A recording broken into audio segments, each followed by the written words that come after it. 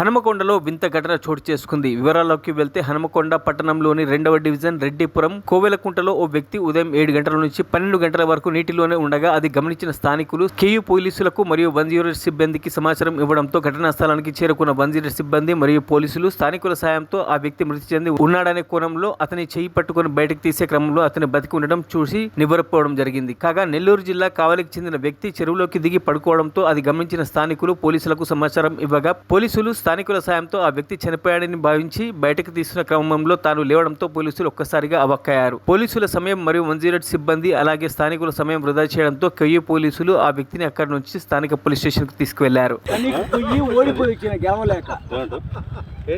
10 రోజుల నుంచి గణేట్ చేత నాతో గట్టించి నా కష్టం దోచుకొని గణేట్ రాయ్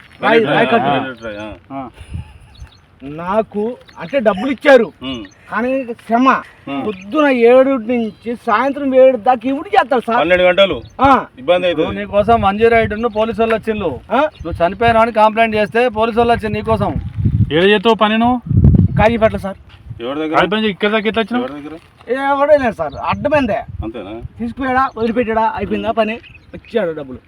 సార్ దయచేసి మిమ్మల్ని అందరినీ ఒకే రిక్వెస్ట్ చేస్తున్నా, ఒక్క 50 రూపాయలు ఇచ్చుకుంటే నేను కంపల్సరీ చేద్దాం కానీ లోపల జారిపోతే ఎట్లుండి మరి ఎక్కడికి లోపలికి లోపలికి నేను దారి పాపనే పట్టుకున్నాను సార్. అంతేనా? ఏదో పట్టుకున్నావు? అది రాయి పట్టుకున్నావు? ఏం పట్టుకున్నావు? రాయిని పట్టుకున్నా. అయితే ఈ రాయి పట్టుకున్నారు మా వాళ్ళు చచ్చిపోయినా. మరిన్ని అప్డేట్స్ కోసం మా ఛానల్ని సబ్స్క్రైబ్ చేయండి.